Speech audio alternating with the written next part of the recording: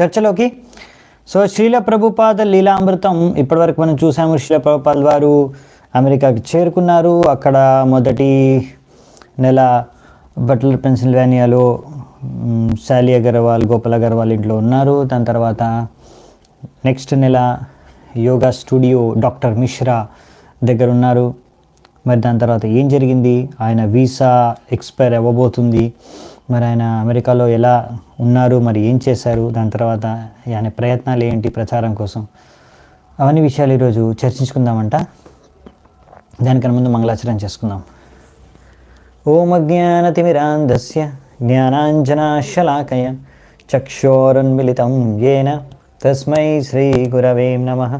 శ్రీచైతన్యమనోభీష్టం స్థాపితం యేన భూతలే స్వయం రూపః కదా మह्यं దదాతి స్వపదాంతికం. వందేహం శ్రీగురూన్ శ్రీయుతాపదకమలం శ్రీగురూన్ వైష్ణవాంశ. శ్రీరూపం సాగ్రజాతం సహగణ రఘునాథాన్వితాం తం సజీవం సాద్వైతం సావధూతం పరిజనసహితం కృష్ణచైతన్యదేవం శ్రీరాధా కృష్ణపాదాన్ సహగణ లలితా శ్రీవిశాఖాన్వితాంశ. నమా ఓం విష్ణుపాదాయ కృష్ణప్రేష్టాయ భూతలే శ్రీమతే భక్తివేదాంత స్వామినితి నామినే. నమస్తే సారస్వతే దేవే గౌరవాణి ప్రచారిణే నిర్విశేషః శూన్యవాది పాశ్చాత్యదేశతారిణే. నమో మహావదన్యాయ కృష్ణప్రేమప్రదాయతే కృష్ణాయ కృష్ణచైతన్య నామినే గౌరత్విషే నమః. హే కృష్ణ కరుణా సింధో దీనబంధు జగత్పతే గోపేశ గోపికా కాంత రాధాకాంత నమోస్తుతే. తప్త కాంచన గౌరాంగీ రాధే వృందావనేశ్వరి వృషభానుసుతే దేవి ప్రణమామి హరిప్రియే. నీలాచల నివాసాయ నిత్యాయ పరమాత్మనే బలభద్ర సుభద్రాభ్యాం జగన్నాథాయ తే నమః. వాంఛాకల్పతరుభ్యశ్చ కృపా సింధుభ్య ఏవ చ పతితానాం పావనేభ్యో వైష్ణవేభ్యో నమో నమః. జయ శ్రీకృష్ణ చైతన్య ప్రభు నిత్యానంద శ్రీ అద్వైత గదాధర శ్రీవాసాది గౌరభక్తవృంద. Hare Krishna Krishna Krishna Hare Hare Hare Rama Rama Rama Hare Hare. So 1 second. Okay. So Prabhupad వారు అక్కడ నవంబర్ వరకు ఉన్నారు. వీసా అనేది నవంబర్లో ఎండ్ అయిపోతుంది, కానీ ప్రభుపాద్ వారు వీసా ఎక్స్టెన్షన్ చేయించుకున్నారు. సో అక్కడే ఉంటున్నారు. డిసెంబర్ మాసం కూడా వచ్చేసింది. సో దాంతో అక్కడ చలి బాగా పెరిగిపోయింది అమెరికాలో. సో ఇంకా మంచు కురవడం అనేది మొదలవ్వలేదు, కానీ చలి మాత్రం విపరీతంగా పెరిగిపోయింది అనమాట. అంతేకాకుండా ప్రభుపాద్ వారు చెప్తారు, అక్కడ నేను ఉన్నప్పుడు ఎక్కడ చూసినా కుక్క యొక్క మలమూత్రం యొక్క వాసన వచ్చేది ప్రతి చోట అమెరికాలో, ఆయన ఉన్న చోట, తిరుగుతున్న చోట. ప్రభుపాద్ వారు చెప్తారు, ఇంకా ఎక్కడైనా మామిడి పండు కూడా దొరికేది కాదు ప్రభుపాద్ వారికి. సో ఇంకా ఎంతో విపరీతమైన చలి. అయినా కానీ ప్రభుపాద్ వారు ఇప్పుడు ఆయన ప్రయత్నాలు అలాగే కొనసాగిస్తూనే ఉన్నారు. మనకు గుర్తుంది అనుకుంటాను మీ అందరికీ కూడా, లాస్ట్ మనం చర్చించుకున్నాము. ప్రభుపాద్ వారు ఒక ఇల్లును చూస్తారు, 3 అంతస్తుల ఇల్లు. అది ఫర్ సేల్ అని ఉంటుంది, అమ్మడానికని. దానికి ఒక $100,000 లేకపోతే $1,00,000 అవసరం. సో దానికోసం ఆయన కొన్ని ప్రయత్నాలు స్టార్ట్ చేస్తారు, అది కూడా చూసాం మనము. ఇప్పుడు ఇంకా ప్రయత్నాలు ముందుకు ఈరోజు ఇంకా కొనసాగిస్తారు, అవి చూద్దామంట. ఇటువంటి వింటర్లో కూడా సో బయట చాలా చలి ఉంది. ఆయన ప్రభుపాద్ వారు ఆయన సన్యాసి వేషం ఏదైతే ఉందో, సన్యాసి డ్రెస్, వస్త్రాలు, ఆ వస్త్రాలని అదే సెటప్లో ధరించారు. కాకపోతే ఒక డాక్టర్ మిశ్రా ఇచ్చిన ఒక కోట్ని వేసుకుంటున్నారు పైన, అంతే. ఇంకా ధోతి కింద మాత్రం, ధోతి మాత్రం అంతే పల్చటి కాటన్ ధోతి ఉంది. పైన ఒక స్వామి హ్యాట్, మీరు చూసే ఉంటారు ఫోటోలు, అటువంటి హ్యాట్ ఒకటి ఉంది, అదే హ్యాట్ పెట్టుకుని ఉన్నారు. సో అలాగే తిరుగుతున్నారు, ప్రయత్నిస్తున్నారు. అప్పుడు అక్కడ కలిసిన ఒక స్వామి నిఖిలానంద, రామకృష్ణ మఠం నుంచి ఆయన అంటారనమాట, ప్రభుపాదజీ అంటే స్వామీజీ, మీరు ఒకవేళ అమెరికాలో ఉండి అమెరికాలో ప్రచారం చేసి అమెరికాలో ప్రభావితం చేయాలనుకుంటే జనాల్ని, అమెరికాలో ఒకరిలాగా, అమెరికాలో మనుషుల్లో ఒకరి మధ్యలాగా మీరు ఉండిపోవాలి, అంతేకాని ఇలా మీరు ఇంకా భారతదేశపు సన్యాసిలాగా ఉంటే కుదరదు. ఇక్కడ ఉన్న వాళ్ళ విధంగా, ఇక్కడ వేసుకుంటున్న విధంగా దుస్తులు మీరు వేసుకోవాలి, ప్యాంటు కోటు వేసుకోవాలి, ఈ సన్యాసి వస్త్రాలు వదిలేసేయండి. ఇక్కడ వాళ్ళందరూ కూడా ముఖ్యంగా మాంసం మద్యపానానికి బాగా బానిసలు. సో వీళ్ళతో కలిసి ఉండాలంటే మీరు కూడా శాకాహారం ఇవన్నీ వదిలేసి మద్యపానం, మాంసం సేవించడం మొదలుపెట్టండి. తద్వారా మీరు అమెరికా వాళ్ళు ఒకరిలాగా అయిపోయి వాళ్ళతో కలిసి, వాళ్ళతో ఉండి వాళ్ళు ఒకరిలా ఉండగలరు, వారికి ప్రచారం కూడా చేయగలరు. లేకపోతే మీరు ఇక్కడ ఏం చేయలేరు, ఉండలేరు. ఇది తప్పనిసరి అవసరం ఇక్కడ బతకాలి అంటే అన్నట్టుగా ఆయనకు సూచనలు ఇస్తారనమాట. ఇంకా ఆయన ప్రభుపాల్ వారు అంటారు, తన గురు భ్రాత ఒక అతను ఇండియాలో ఉన్నప్పుడు అమెరికాకి వచ్చే కన్నా ముందే అమెరికాలో ఫోర్కు నైఫ్ అంటే చాకు, ఇంకోటి నైఫ్ ఫోర్క్ ఉంటుంది, ఆ రెండిటితో ఎలా కట్ చేసి ఎలా తినాలి అనే విషయాలు కూడా నేర్పించారంట ప్రభుపాల్ వారు, చెప్పారంట. అక్కడ నువ్వు అమెరికాకి వెళ్తే అక్కడ అవసరం ఉంటుంది, ఇలా తినాల్సి వస్తుంది అక్కడ కంపల్సరీ. ప్రభుపాల్ ఇవన్నీ ఏం పట్టించుకోలేదు, ప్రభుపాల్ ఎక్కడా తగ్గలేదు, ఆయన ఎప్పుడు కూడా ఎక్కడ కాంప్రమైజ్ అవ్వలేదు.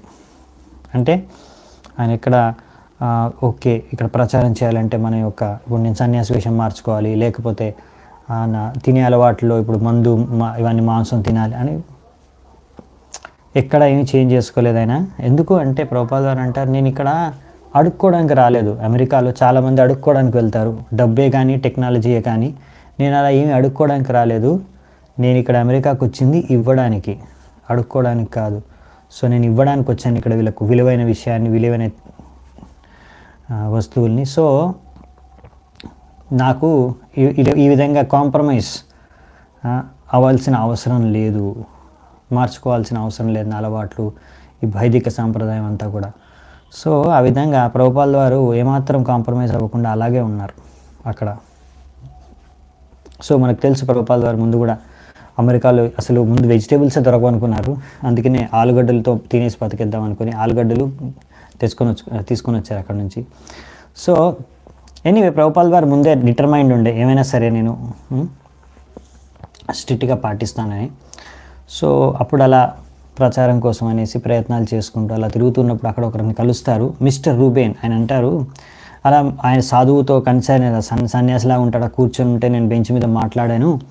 సో నాకు ఆయనతో మాట్లాడినప్పుడు ఆయన నాకు చెప్పారు, నేను ఇలా సన్యాసిని, చాలా మందిరాలు ఉన్నాయి మా సంస్థకి, మాది చాలా పెద్ద సంస్థ, విశ్వవ్యాప్తంగా అన్ని ప్రధాన దేశాలన్నింటిలోనూ మా మందిరాలు ఉన్నాయి, చాలా పుస్తకాలు ఎన్నో భాషల్లో ఎన్నో పెద్ద సంఖ్యలో వితరణ జరుగుతుంది, చాలామంది భక్తులు మా సంస్థలో ఉన్నారు, విశ్వవ్యాప్తమైన మా సంస్థ.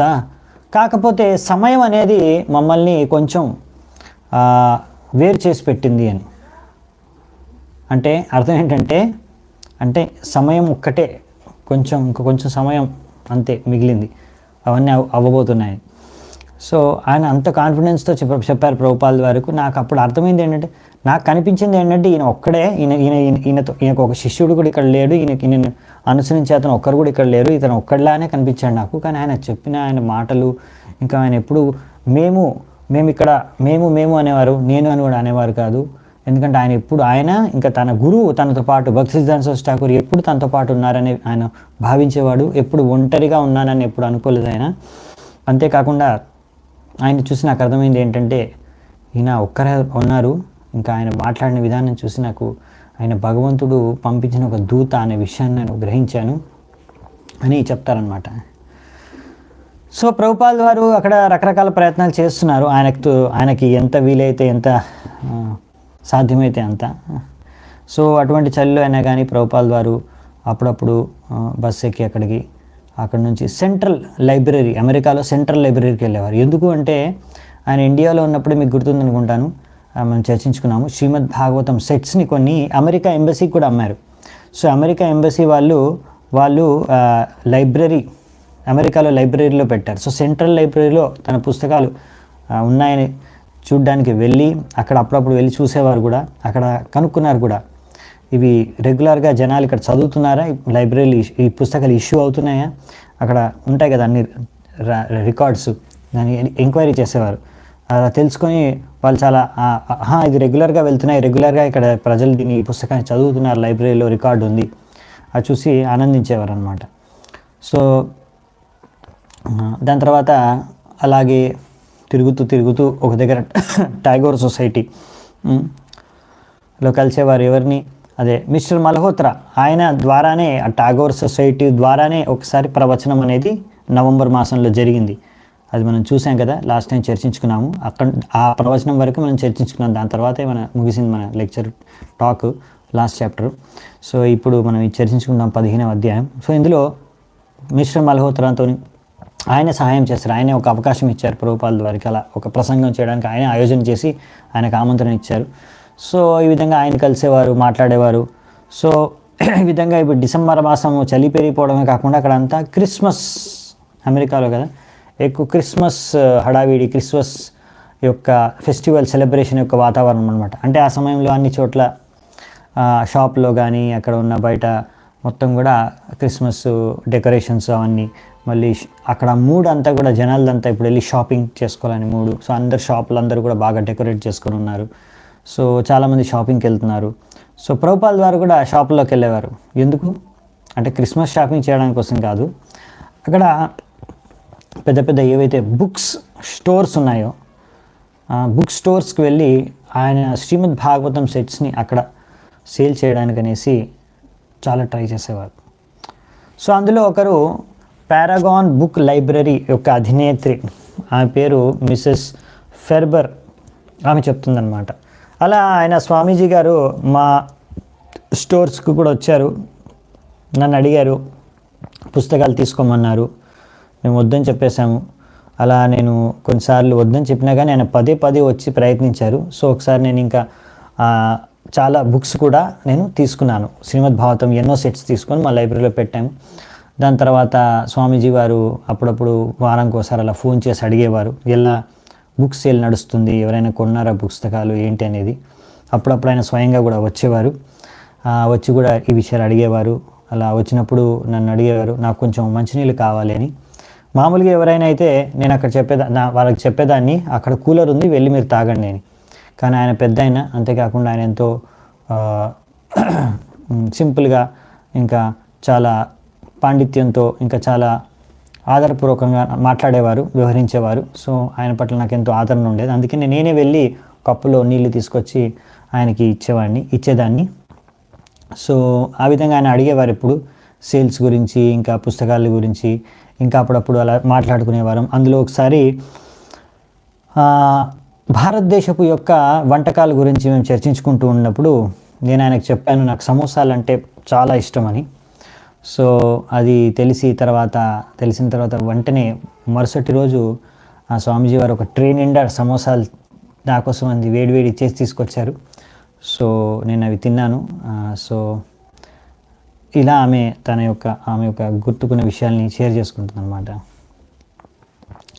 అలాగే ఆ సమయంలో ప్రభుపాల్ వారు ఇప్పుడు యోగా స్టూడియోలో ఒక చివరి కార్నర్ రూమ్ ఇచ్చారు. అందులో గాలి వెలుతురు ఏం లేవు సరిగ్గా, మనం ముందే చర్చించుకున్నాము. అటువంటి రూమ్లో, అది 501 రూమ్ నంబర్, ఆ రూమ్లో, ఆ బిల్డింగ్లో అలా కొంతమంది తెలిసిన వాళ్ళు, పరిచయమైన వాళ్ళు వచ్చి మాట్లాడేవారు. ప్రభుపాద్ వారి గురించి తెలుసుకున్న తర్వాత అక్కడికి వచ్చి ప్రభుపాద్తో మాట్లాడేవారు, గీతా గురించి డిస్కస్ చేసేవారు ప్రభుపాద్ వారు. కొంతమంది ఆయన భాగవతం కూడా కొనేవారు. అలా అందులో వచ్చిన వాళ్ళలో ఒకరు హార్వే కోహెన్. ఈ హార్వే కోహెన్ అనే వ్యక్తి, ఆయన ఒక ఆర్టిస్ట్ బై ప్రొఫెషన్, అంటే పెయింటింగ్ అవి చేసేవాతను అనమాట. అతను అంటాడు అనమాట, నేను అక్కడ వెళ్ళి కలిసేవాడిని అప్పుడప్పుడు ప్రభుపాద్ని, రూమ్లో మాట్లాడేవాళ్ళం. ప్రభుపాద్ వారి నుంచి ఎన్నో విషయాలు నేను నేర్చుకునేవాడిని. సో అది చాలా చిన్న రూము. ప్రభుపాద్ వారు కూర్చునేవారు, నేను ఆయన ముందే కూర్చునేవాడిని, కిందే కూర్చునే వాళ్ళం. అక్కడ 2 సూట్ కేసులు ఉండేవి. ఒక సూట్ కేసు పైన టేప్ రికార్డర్, ఇంకో సూట్ కేసు పైన టైప్ రైటర్, ఇంకా పెద్ద సామాన్యం లేదు అక్కడ. ఒక సీలింగ్ పైన, అదే గోడకి అదే సారీ గోడ మీద ఒక పెయింటింగ్ ఉండేది. కొంతమంది డ్యాన్స్ చేస్తూ ఉన్నారు అలా. సో నేను అడిగాను స్వామీజీని, అసలు ఎవరు వాళ్ళు అలా డ్యాన్స్ చేస్తున్న పెయింటింగ్ ఏంటి, నేను పెయింటర్ని, నాకు తెలుసుకోవాలని అంటే అప్పుడు ఆయనకు చెప్పారు. ఆయన చైతన్య మహాప్రభు, వాళ్ళందరూ చైతన్య మహాప్రభు యొక్క పార్షదులు, వాళ్ళందరూ కలిసి హరినామ సంకీర్తనం చేస్తున్నారు అని నాకు వర్ణించారు. సో ఈ విధంగా దాని తర్వాత అక్కడ ఇదన్నమాట వాతావరణం. ప్రభుపాల్ వారు ఉన్నారు ఆ సమయంలో. ఇలా జనవరి 11, 1966 ఆ సమయంలో అప్పుడున్న భారతదేశ ప్రధానమంత్రి లాల్ బహదూర్ శాస్త్రి, ఆయన రష్యా కోసం అని పర్యటిస్తున్నారు. ఆ సమయంలో ఆయనకి హార్ట్ అటాక్ వచ్చి చనిపోయారనే విషయం ప్రభుపాదకి తెలుస్తుంది. దాంతో ప్రభుపాల్ వారికి ఎంతో నిరుత్సాహానికి గురవుతారంటే, ఆయన ఒక ప్రభుపాల్ వారి ప్లాన్ ఏముండేనంటే, అప్పుడు మీకు గుర్తుంది కదా, ఆ బిల్డింగ్ కొనాలి అంటే భారతదేశం నుంచి డబ్బులు రావాలంటే దానికి గవర్నమెంట్ శాంక్షన్ కావాలి, ఆ ఫండ్స్ ట్రాన్స్ఫర్ అవ్వడానికి, ఎవరైనా ట్రాన్స్ఫర్ చేయాలనుకుంటే. సో అందుకే ప్రభుపాల్ వారు ఆ ఫండ్ ట్రాన్స్ఫర్ కోసం అనేసి శాంక్షన్, లేకపోతే గవర్నమెంట్ కొన్ని రిలీజ్ చేయవచ్చేమో ఫండ్స్ ఏమో, వాట్ ఎవర్ ఫండ్స్ కోసం అనేసి శాంక్షన్ అవ్వడం కోసం అనేసి ఆయన ఈ లాల్ బహదూర్ శాస్త్రితో ఆయన ఇప్పుడు నెక్స్ట్ రష్యా నుంచి అమెరికాకి వచ్చి ప్లాన్ ఉండే. సో అలా అమెరికాలో వచ్చినప్పుడు కలవాలని ఆయన ఆల్రెడీ అపాయింట్మెంట్ అంతా ఫిక్స్ చేసుకొని రెడీ చేసుకొని పెట్టుకున్నారు. కానీ ఇప్పుడు ఆయన చనిపోవడం కారణంగా ఆయన అమెరికా రాలేరు. సో ఆ ఫండ్స్ రిలీజ్ అవ్వవు. అంటే ఆ అవకాశం ఇప్పుడు ఏదైతే ప్లాన్ చేసుకున్నారో అది పోయింది. సో అది ఒక ప్రభుపాల్ వారికి అదొక నిరుత్సాహపరిచే వార్త అన్నమాట. ఆయన ప్రభుపాల్ వారు ఎప్పుడు నిరుత్సాహపడరు, ఆ విషయాన్ని మనం చూస్తాము. అలా ఎన్నో ఘటనలు ఈరోజు చూడబోతున్నాము. ప్రతి దగ్గర నుంచి ఆయనకి ఒక రకంగా చెప్పాలంటే ఇప్పటివరకు చాలా ఎన్నో వైఫల్యాలను ఎదుర్కొని ఇక్కడ వరకు చేరుకున్నారు ప్రభుపాల్ వారు అమెరికా వరకు. కానీ ఈరోజు ఇంకా ఎన్నో విషయాలు చూడబోతున్నాం.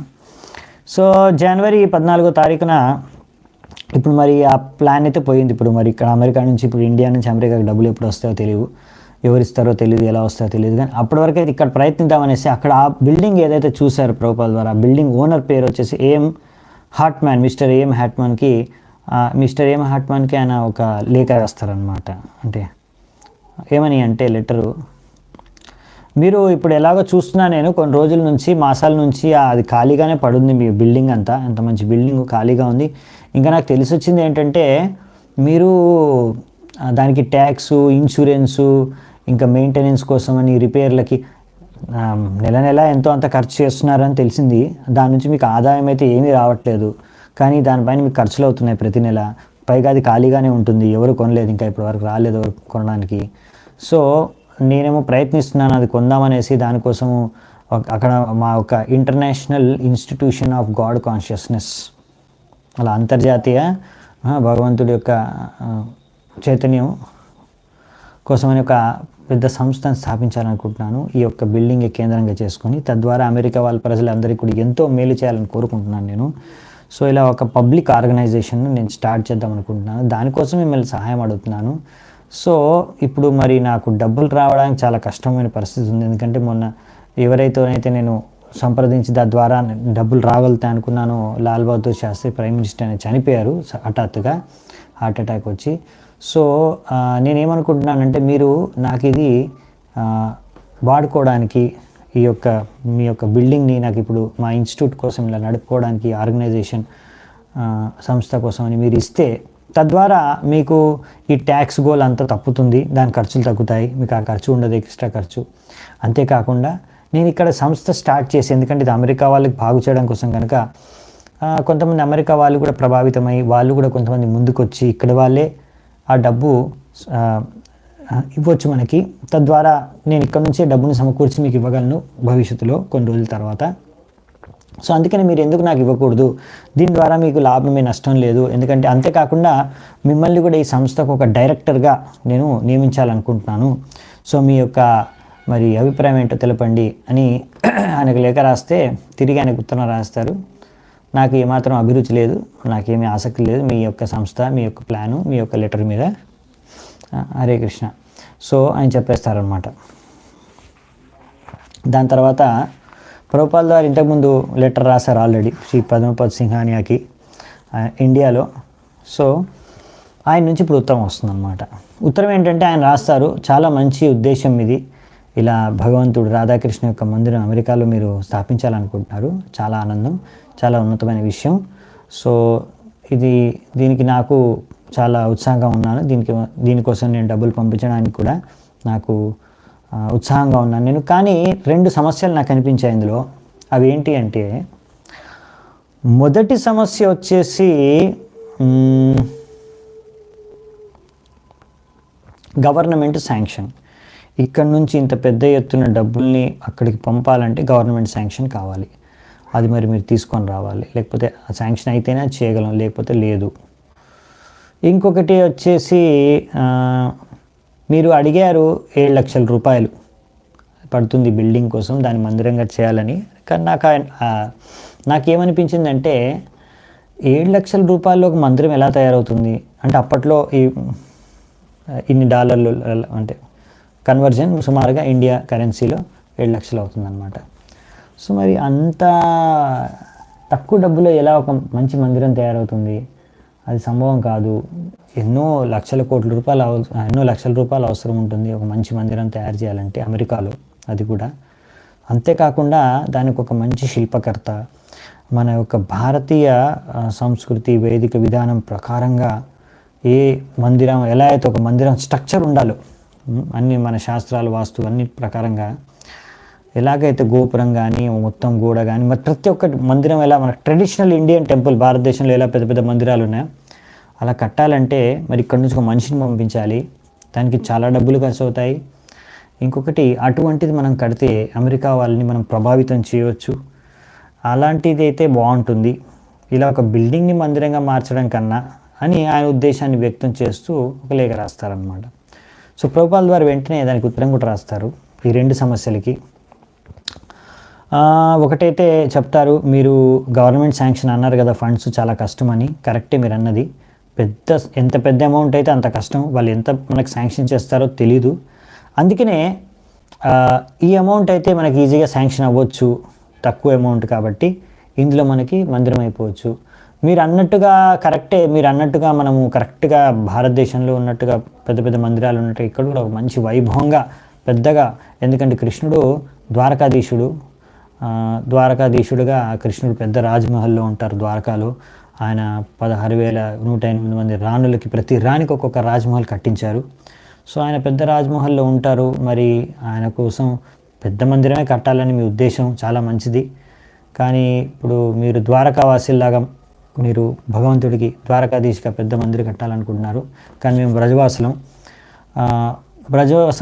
వ్రజకులంలో అంటే బృందావనంలో కృష్ణుడు ఒక గోపాలుడుగా గోవుల్ని కాసేవాడిలాగా చాలా సింపుల్గా చిన్న కుటీరాల్లోనే చిన్న ఇళ్ళల్లోనే తిరుగుతూ, అలా అంత పెద్ద ఐశ్వర్యంతో కాకుండా సింపుల్గానే అక్కడ ఉన్న ఇళ్ళల్లో తిరుగుతూ అందరి మధ్యలో గోవులతో ఆడుకుంటూ చాలామంది గోపాలకులతో ఉంటారు అక్కడ. సో మేము వ్రజవాసులం, మరి ఇప్పుడు మేము వ్రజవాసులు ఇలా ద్వారకావాసుల్ని కలిసినప్పుడు మరి ఇద్దరి మధ్యలో అంత తేడా ఉంది కనుక ఒక బ్రిడ్జ్, ఒక వయా మీడియం కావాలి. సో అందుకే ఒక మధ్య మిడిల్ పాత్ ఒకటి చూసుకోవాలి మనం. సో అందుకే నాకు అనిపించేది ఏంటంటే, మనము ఈ బిల్డింగ్ ఉంది కదా, ఈ బిల్డింగ్ పైన ఇంకో స్టోరీ వేసేసి అక్కడ ఒక డోమ్ కట్టేద్దామంట, పెద్ద డోమ్ కట్టేసి దానిపైన చక్రం స్థాపించేద్దాం. తద్వారా అది మందిరం, హిందూ మందిరం లాగానే మనకి కనిపిస్తుంది. సో బయట నుంచి అప్పుడు హిందూ మందిరం లాంటి ఆ ఒక ఫీలింగ్ గెటప్ వచ్చేస్తుంది. సో మనం ఇంకా దాని మందిరంగా మార్చుకోవచ్చు. సో మీరు అన్నట్టుగా అలా కొంచెం ఆ మోడిఫికేషన్ చేసుకుంటే మనకి ఇప్పుడు అది ప్రాక్టికల్గా మనకి సంభవం అన్నమాట. ఎందుకంటే ఇప్పుడు మీరే అన్నారు అక్కడ నుంచి మనిషి పంపించాల్సి వస్తుంది, దాని తర్వాత ఎంతో డబ్బు ఖర్చు అవుతుంది. సో ఇవన్నీ చేయడం అనేది ఇప్పుడు కుదరదు కనుక సో నాకు ఇదే బెటర్ అనిపిస్తుంది. ఇదైతే మీరు అన్నట్టుగా తప్పకుండా భవిష్యత్తులో మనకి అంత డబ్బు వచ్చి అంత స్థలం అటువంటి అన్ని సౌకర్యాలు కలిగితే తప్పకుండా పెద్ద మందిరం కృష్ణుడి కోసం కట్టవచ్చు. కానీ ఇప్పుడు ఇమీడియట్గా అంటే మరి మనము ఇదే బిల్డింగ్ని కొంచెంగా మార్పులు చేర్పులు చేసుకొని మందిరంగా మార్చుకుంటే బాగుంటుందని నా ఉద్దేశం అని రాస్తారనమాట తిరిగి. ఇప్పుడు ఆయన అనుకుంటా ప్రభుపాల్ వారికి ఒక గట్టి నమ్మకం ఏంటంటే ఈ శ్రీ పద్మపతి సింహానియా వాళ్ళది చాలా ధనికులు వాళ్ళు, ఆయనకి ఈ లక్షలు లెక్కే లేదు, కోట్లు కూడా అవసరం ఉంటే కోట్లు కూడా పంపించగలడు ఆయనకి కావాలనుకుంటే. ఇంకా గవర్నమెంట్ శాంక్షన్ అవన్నీ కూడా ఆయన కూడా ప్రభావితం చేయగలడు గవర్నమెంట్ని, ఆయనకు కూడా అంత సామర్థ్యం ఉంది, ఆయన కూడా అంత తలుచుకుంటే పంపించగలడు ఎలాగో అలాగా. సో డబ్బులు ఎలాగో అలానే అనుకుంటూ వచ్చేస్తాయి. ఇంకోటి ఏంటంటే ఈ యొక్క వంశం వాళ్ళు సింగాని వాళ్ళు చాలా వంశంలో అందరూ కూడా కృష్ణ భక్తులు. సో కృష్ణ భక్తులు, చాలా ధనం ఉంది. ఇప్పుడు ఆయనకి ఇచ్చ వ్యక్తం చేశాడు, కృష్ణుడి ఒక మందిరం మంచిది అమెరికాలో అంటే. ఇంకా ఆయన ఎలా అలా ఒప్పించిన తర్వాత డబ్బులు ఆయన దగ్గర నుంచి వచ్చేస్తాయి మనకి. సో మనకి ఇంకా కావాల్సిన విగ్రహాలు కావాలి మెయిన్ మందిరంకి. సో విగ్రహాలు కావాలంటే మరి భారతదేశం నుంచి తెప్పించాలి కనుక అక్కడ భారతదేశంలో బోన్ మహారాజ్కి, ఆయన గురుభ్రాత ఆయన బోన్ మహారాజ్కి లేఖ రాస్తారనమాట. ఇలా రాధాకృష్ణ విగ్రహాలు, 14 ఇంచుల బ్రాస్ విగ్రహాలు మనకు కావాలి. సో ఇక్కడ మందిరం స్థాపించాలనుకుంటున్నాను నేను. సో మందిరానికి విగ్రహాలు కావాలి. సో మీరు అక్కడ దానికి ఎంత ఖర్చు అవుతుందో ఒక రేటు కొటేషన్ నాకు కొద్దిగా పంపించండి అని ఆయనకు పంపిస్తారనమాట. సో బోన్ మహారాజు ఉత్తరం రాస్తారు, జవాబు రాస్తారు, దానికి ఎంత కొటేషనో దానికి కనుక్కొని కొటేషన్ పంపిస్తారు. దాంతోపాటు ఒక సూచన, హెచ్చరిక కూడా పంపిస్తారు. హెచ్చరిక ఏంటంటే మీరు జాగ్రత్త, అక్కడ మందిరం స్థాపించడం, విగ్రహాలని స్థాపించడం అనేది చాలా బరువైన బాధ్యత. సో ఇంత పెద్ద బాధ్యత మీరు వహించే కన్నా ముందు సరిగ్గా ఆలోచించండి. ఎందుకంటే ఇది ఆషామాషి కాదు. ఒకసారి మనం విగ్రహాలు స్థాపించి మందిరం కట్టడం అనేది, దాని తర్వాత అక్కడ అది కొనసాగించడం అనేది చాలా కష్టం. సో మరి మీరు దాని గురించి ఆలోచించండి జాగ్రత్త అని. సో ప్రభుపాల్ వారు అన్నారు ఏంటంటే, రాసింది ఏంటంటే ఆయనకు ఉత్తరం, దాని గురించి ఏం కంగారు పడాల్సిన అవసరం లేదు. ఎందుకంటే నేను ఎన్నోసార్లు మన గురు మహారాజ్ యొక్క ముఖం నుంచే విన్నాను. ఆయన గట్టి కోరిక, ముఖ్యంగా విదేశాల్లో పెద్ద పెద్ద రాజధాని నగరాల్లో, ఇప్పుడు ఇక్కడ న్యూయార్క్ అమెరికా రాజధాని, అటువంటి లండన్, న్యూయార్క్, ఇటువంటి పెద్ద పెద్ద రాజధాని నగరాలు విశ్వవ్యాప్తంగా మన రాధాకృష్ణ మందిరాలు స్థాపించాలి ఆయన ఎంతో దృఢ ఇచ్చా కోరిక. సో మనము అందరం కలిసి ఆ యొక్క కోరికను తీర్చాలి. సో విశ్వవ్యాప్తంగా మనం అన్ని నగరాల్లో మందిరాలు స్థాపించాలి. ఇది ఇంకా ఇప్పటివరకు మనకు ఒకటి కూడా లేదు, ఇది ఒకటి మొదటి మందిరం నేను స్థాపించడం కోసం ప్రయత్నిస్తున్నాను. ఇంకా దీన్ని ఎలా నడుపుతానంటే నేను ఇక్కడ కూడా నేను ప్రచారం చేస్తున్నాను. సో ఇక్కడ కూడా అమెరికా వాళ్ళందరూ కూడా భక్తులయ్యి వాళ్ళు కూడా ఈ మందిరంలో సహకరిస్తారనే ఉద్దేశంతోనే నేను స్థాపిస్తున్నాను, ఇక్కడ ఉంటాను నేను దానికోసమని ఇలా రాశారనమాట. సో అంతేకాకుండా ఆయనకి ఇంకొక రిక్వెస్ట్ కూడా రాశారు బోన్ మహారాజ్కి. ఏమనంటే మనకి ఇంకొక సమస్య ఏంటంటే అక్కడ నుంచి ఇక్కడ ఫండ్స్ శాంక్షన్ అవ్వాలి, గవర్నమెంట్ నుంచి మనకు డోనర్ ఫండ్స్ పంపించాలనుకున్న గవర్నమెంట్ శాంక్షన్ కావాలి ఇండియా నుంచి అమెరికా రావడానికి. సో నాకు అక్కడ బాగా పరిచయం ఉన్న వ్యక్తి ఎవరు అంటే అక్కడ ఉన్న రాధాకృష్ణన్, డాక్టర్ రాధాకృష్ణన్, ఆయన వైస్ ప్రెసిడెంట్ ఇప్పుడు ఇండియాకి, భారతదేశానికి. సో ఆయన కలిసి మీరు ఒకసారి మళ్ళీ మాట్లాడండి, నన్ను గుర్తుపడతారు ఆయన, నాకు మంచి పరిచయం, ఆల్రెడీ ఆయనకి నేను చెప్పాను, మీరు ఆయనకి ఎక్స్ప్లెయిన్ చేయండి, వర్ణించండి. ఇలా ఒక శ్రీమద్ భాగవతం ప్రచారం చేసే ఉద్దేశంతో దాని ఆధారంగా మేము అక్కడ ఒక పెద్ద సంస్థని, ఒక రాధాకృష్ణ మందిరాన్ని స్థాపించాలనుకుంటున్నాము. సో మీరు దయచేసి సహాయం చేయండి అని. తప్పకుండా ఆయన సహాయం చేయొచ్చు, మీరు ఒకసారి ఆయన కొంచెం వెళ్ళి కలవండి అని ప్రభుపాల్ ద్వారా రాశారనమాట. సో ఇది ప్రయత్నాలు నడుస్తున్నాయి అక్కడ. ఇప్పుడు జనవరి వచ్చేసింది, మాసం జనవరి 22వ తారీఖు ప్రభుపాల్ వారు పొద్దున్న లేచి చూశారు, డోర్ బయట గోడంతా తెల్లగా ఉందన్నమాట. రాత్రి ఎవరు వచ్చి సున్నం వేసేసారేమో అనుకున్నారు ప్రభుపాల్ వారి ముందు. తర్వాత అర్థమైంది ఆయనకి, అక్కడ అయ్యో ఇక్కడంతా మంచు కురిసింది, స్నో, ఆ మంచు అంతా మొత్తం గోడంతా బిల్డింగ్ అంతా మంచు కవర్ చేసేసింది అనమాట, తెల్లగా అయిపోయింది. అందుకే మొత్తం గోడంతా కూడా. అప్పుడు ప్రభుపాల్ వారు మొదటిసారి అలా అమెరికాలో అలా మంచు కురవడం ప్రభుపాల్ వారు చూశారు. ఇంకా స్నోఫాల్ అనేది మొదటిసారి గుర్తించారు. తర్వాత అక్కడ ఎమర్జెన్సీ జరిగింది, అంటే ఏదో ప్రాబ్లం వచ్చింది, మొత్తం ఎమర్జెన్సీ అంటే ఇంకా అన్నీ బంద్ అయిపోతాయి ఆ సమయంలో. అలా ఇంకొన్ని సమస్యలు అలాగా అక్కడ తెలుసుకుంది. ఇంకా వార్తలు ఏంటంటే ప్రభుపాల్ వారినేవి ఏదో యుద్ధం జరుగుతుందంట అమెరికాకి, ఇంకా వేరే దేశానికి ఏదో యుద్ధం, దానికి ప్రయత్నాలు అవి జరుగుతున్నాయి. ఇంకొకటి ఇక్కడ అమెరికా యొక్క యూత్ యువత అందరూ కూడా వాళ్ళందరూ కూడా LSD అనే ఒక డ్రగ్ అన్నమాట, డ్రగ్స్ అవి. సో దానికి బానిసలుగా మారిపోతున్నారు అని ఇలాంటి న్యూస్ చూసి ఇవన్నీ ప్రభుపాల ద్వారా, ఇవన్నీ కలియుగం యొక్క లక్షణాలు అని ప్రభుపాల ద్వారా అనుకున్నారంట.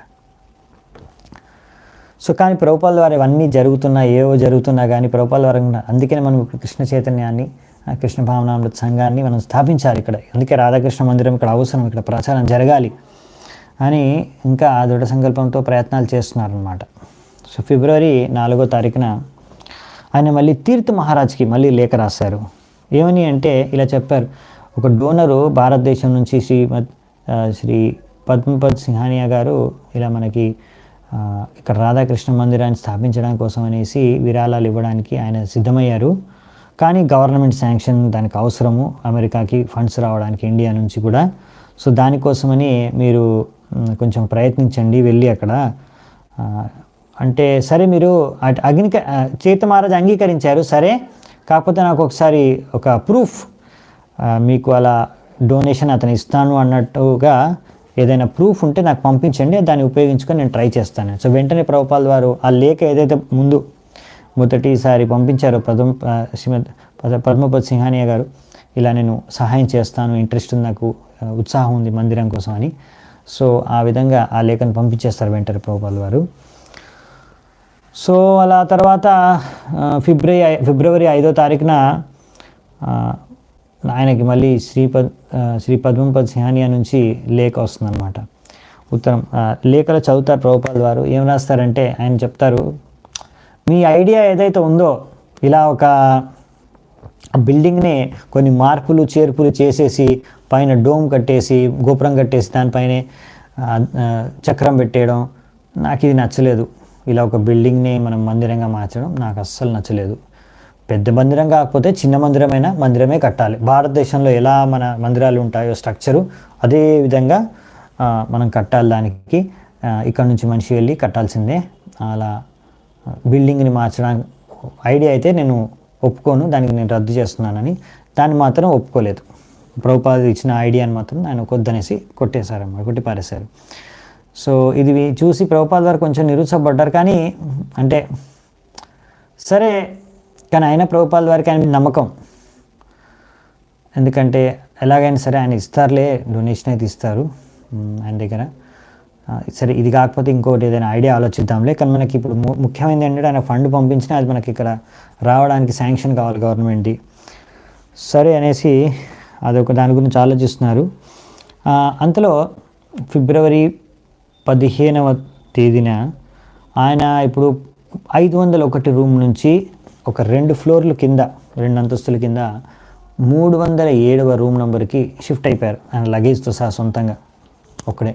ఎందుకు అంటే ప్రభుపాల్ వారు చెప్తారు, ఆ రూమ్లో గాలి వెలుతురు ఏం లేదు, అందుకనే నేను ఇంకో రూమ్కి వచ్చాను కింద, ఇక్కడ కొంచెం గాలి వెలుతురు, ఈ రూమ్ బాగుంది, ఈ రూమ్లో కొంచెం గాలి వెలుతురు వస్తున్నాయి, అందుకని ఈ రూమ్ షిఫ్ట్ అయ్యానని ప్రభుపాల్ వారు చెప్తారనమాట.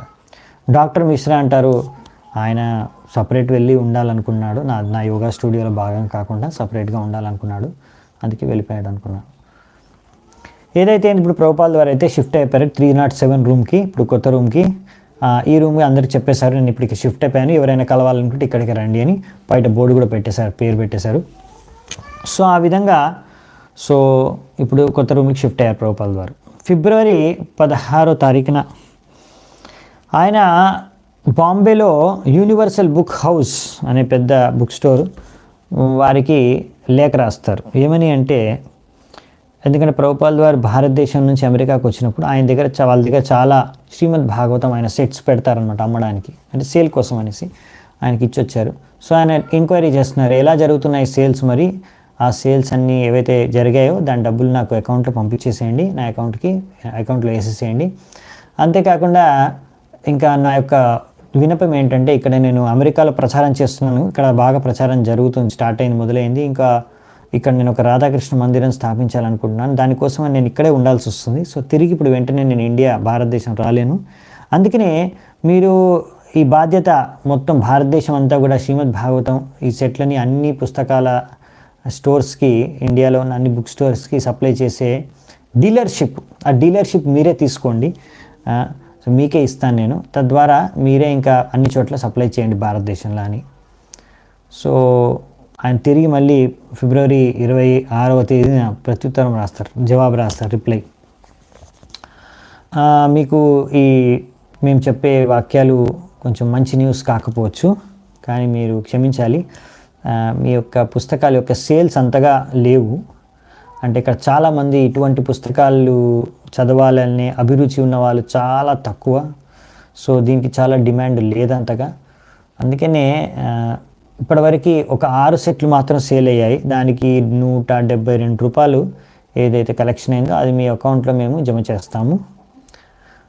కానీ మీరు మాకు డీలర్షిప్ మొత్తం భారతదేశానికి ఇవ్వాలనుకుంటున్నారు, కానీ మేము ఇక్కడ ఆల్రెడీ ఇక్కడ నుంచి నేను పూనా, నాగ్పూర్, అహ్మదాబాద్, ఇలా సూరత్ వివిధ నగరాల్లో ప్రయత్నించాము, కానీ ఎవ్వరూ ఈ బుక్స్ కొనడానికి అంగీకరించట్లేదు, తీసుకోవడానికి, సేల్ చేయడానికి. అందుకనే మా విన్నపం ఏంటంటే మీరు మాకు ఈ డీలర్షిప్ అవసరం లేదు, మీరు ఈ డీలర్షిప్ ఎవరికైనా వేరే వాళ్ళకి ఇచ్చేసేయండి భారతదేశంలో అని. సో ఇది కూడా కొంచెం అంత మంచి న్యూస్ కాదనమాట ప్రభుపాల్ వారికి. మార్చి 4వ రోజు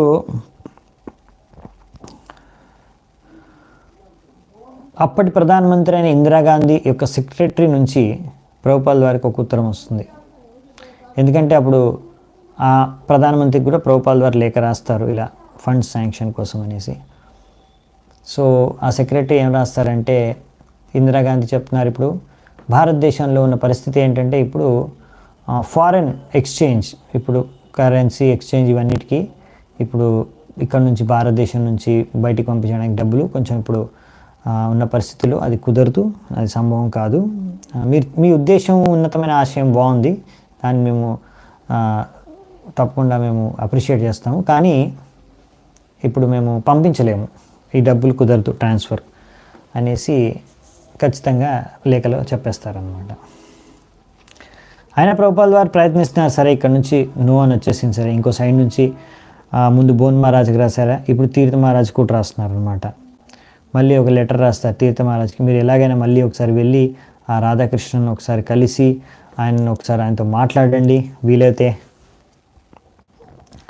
కానీ నెల రోజుల వరకు ఏది చూసినా రిప్లై ఏమీ తీర్థ మహారాజ్ నుంచి రాలేదు. సరే, ప్రభుపాల్ వారి యొక్క ముఖ్యమైన బాధ ఏంటంటే ఇప్పుడు ఆయన ఒక్కడే అక్కడ ఉన్నాడు, ఆయనకు అమెరికాలో ఎవరు తెలీదు. ఆయన ఆలోచించేది ఏంటంటే ఇక్కడ నేను ఇక్కడ ఆయన రాస్తారు కూడా ఆయన, అదే మన గురు భారతులకి, ఇక్కడ నాకు మీ అందరి సహాయం అవసరం, మీ అందరి సపోర్ట్ నాకు అవసరం, ఎంకరేజ్మెంట్ అవసరం. ఎందుకు అంటే ఇక్కడ నేను రాధాకృష్ణ మందిరాన్ని స్థాపించాలనుకుంటున్నాను, ఇది మన గురు మహారాజ్ యొక్క ఆశయం, దీన్నే నేను పూర్తి చేయాలనుకుంటున్నాను, దానికి మీ సహాయం కోరుతున్నాను. సో మనమందరం కలిసి మన గురు మహారాజ్ యొక్క ఆశయాన్ని పూర్తి చేయాలి. ఇంకొకటి ఏంటంటే ఇక్కడ నేను ఉండడానికి చాలా ఖర్చు అవుతుంది, ఎందుకంటే అమెరికాలో ఉండడం అంటే ఇప్పుడు ఖర్చుతో కూడుకున్న పని, ప్రతి మాసం ఖర్చు ₹1000 దాకా ఉంది. అందుకని ఇక్కడ నేను ఇంత ఖర్చు చేసి ఇక్కడ ఎందుకు ఉంటున్నానంటే ఇక్కడ ప్రచారం చేయాలని, దీనికోసం మనకు ఒక కేంద్రం అవసరం. ఇక్కడ వేరే వేరే మఠాలు, వేరే మరి ఆర్గనైజేషన్లు, యోగా స్టూడియోలని, రామకృష్ణ మిషన్గా, ఇంకా వేరే అందరికీ కూడా వాళ్ళ బిల్డింగ్స్, వీళ్ళ సంస్థలు, వాళ్ళ కేంద్రాలు ఉన్నాయి. మనకు ఒక కేంద్రం లేదు, ఉండడానికి సరైన కేంద్రం లేదు ప్రచారం చేయడానికి. సో అందుకనే మనకు ఒక మందిరం తప్పకుండా అవసరం. సో ప్రభుపాల్ వారి ఆలోచన ఏంటంటే ఇప్పుడు గురు భ్రాతలు వీళ్ళందరూ కూడా మనకు సహాయం చేయాలి, ఎందుకంటే మా గురు మహారాజ్ యొక్క ఆశయాన్ని పూర్తి చేయడానికి ఆదేశానుసారంగానే ఇక్కడికి వచ్చాను. సో ఇది గురు మహారాజ్ కోరిక, వీళ్ళందరూ కూడా నాకు సపోర్ట్ చేయాలని, ఏదేదో నా సొంత మిషన్ ఏం కాదు. ఇంకొకటి వచ్చేసి నేను కట్టాల్సింది ఇప్పుడు రాధాకృష్ణ మందిరం కట్టాలనుకుంటున్నాను. భారతదేశంలో ఎంతోమంది రాధాకృష్ణుడి యొక్క భక్తులు ఉన్నారు, గొప్ప గొప్ప భక్తులు ఉన్నారు, ఇంకా గొప్ప గొప్ప ధనికులు ఉన్నారు అందులో. సో వాళ్ళు ఎందుకు సహాయం చేయకూడదు? సో అందుకని వీళ్ళిద్దరికి ప్రయత్నం చేస్తున్నారు, వీళ్ళిద్దరిని, కానీ ఎవరూ రెస్పాన్స్ చేయట్లేదు. పుస్తక వితరణ కూడా భారతదేశంలో ఆ సేల్స్ బట్టి అర్థమైపోయింది ప్రభుపాల్ వారికి, ఇంకా భారతదేశంలో స్వీకరించడానికి జనాలు అంతగా ఉత్సాహం చూపించట్లేదు, భక్తి గురించి కానీ భాగవతం గురించి కానీ చదవడానికి. సో ఇది మార్చ్ 1966 ఆయన మళ్ళీ శ్రీమద్ పదంపత్ సిహానియాకి రాస్తారు కోరుతూ సహాయం. కానీ మళ్ళీ ఆయన దగ్గర నుంచి డైరెక్ట్గా రిప్లై ఏమి వచ్చినట్టు దాఖలాలు లేవు. తర్వాత సుమతి మొరార్జీకి కూడా రాస్తారు ఒక లెటరు. ఆమెకి ఏం రాస్తారంటే, మీరు నాకు ఒక మృదంగం పంపించండి, నేను ఇక్కడ కీర్తన ప్రచారం చేస్తుంటే నాకు ఓన్లీ కర్తాలు ఒకటే ఉంది, నా దగ్గర మృదంగం లేదు, నాకు మృదంగం కావాలి ఇక్కడ కీర్తన చేయడానికి ప్రచారం చేయడానికి, మీరు ఎలాగైనా పంపించండి. అంతేకాకుండా ఇక్కడ నేను ప్రచారం చేసిన తర్వాత కొంతమంది అమెరికా వాళ్ళని ఇక్కడ నుంచి అమెరికా వాళ్ళని తీసుకొని కొంతమందిని భారతదేశానికి రావడానికి మీ యొక్క షిప్లో దానికి కూడా మీరు ఫ్రీ ప్యాసేజ్ ఇవ్వాలి కోరుతూ ఫ్యూచర్లో భవిష్యత్తులో నేను మళ్ళీ చెప్తాను అప్పుడు అని రాశారు. కానీ ఆమె దగ్గర నుంచి కూడా ఏమీ ఉత్తరం జవాబు ఏమీ రాలేదు. ఏప్రిల్ 2వ తారీఖు అప్పుడు ఈ శ్రీ పదంపత్ సిహానియా నుంచి ఆయన సెక్రటరీ నుంచి ఒక ఉత్తరం వస్తుంది ప్రభుపాల్ వారి దగ్గరికి.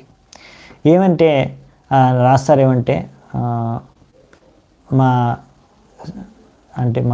ఓనర్ అధిపతి అయిన సింఘానియా గారుకి మీ యొక్క ఈ రాధాకృష్ణ మందిరం యొక్క ప్రాజెక్టు ప్రపోజల్ పైన ఇంకా ఏమాత్రం ఆసక్తి లేదు, ఆయనకి ఏమాత్రం అభిరుచి లేదు అని ఖచ్చితంగా నో అని చెప్పేస్తూ, చాలా ధన్యవాదాలు, మీరు పంపించిన శ్రీమద్ భాగవతం సెట్ మా ఆఫీస్కి చేరుకుంది, మేము తీసుకున్నాం, దాన్ని మాకు అందుకుంది, హరే కృష్ణ.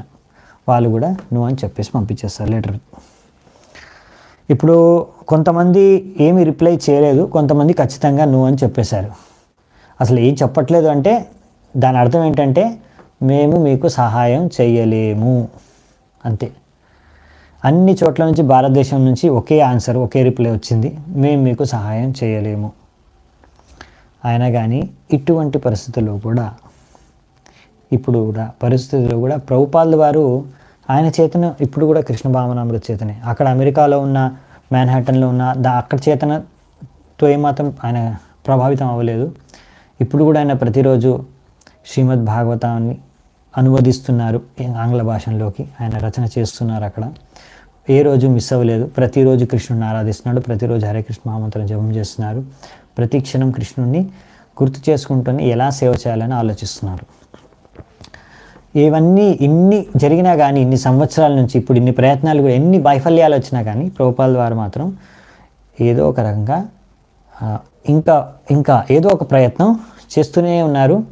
ఇప్పుడు మరి ఇప్పుడు అన్ని ప్రయత్నాలు ఇప్పుడు ఒక విధంగా ఏవైతే స్టార్ట్ చేశారో అన్ని దగ్గర నుంచి నో వచ్చేసింది. మరి ఇప్పుడు భారతదేశం నుంచి మొత్తంగా నో వచ్చేసింది. ఇప్పుడు మరి అమెరికాలో ఉన్నారు, మరి అమెరికాలో ఎవరు తెలీదు, మరి అక్కడ ఉన్న అమెరికా వాళ్ళు గుర్తిస్తారా? ఒక శుద్ధ భక్తుడు, భగవంతుడు ఒక శుద్ధ భక్తుడు మన మధ్యలో ఉన్నారనే విషయాన్ని గుర్తిస్తారా? మరి ఎవరైనా సహాయం చేస్తారా? ముందుకు వస్తారా?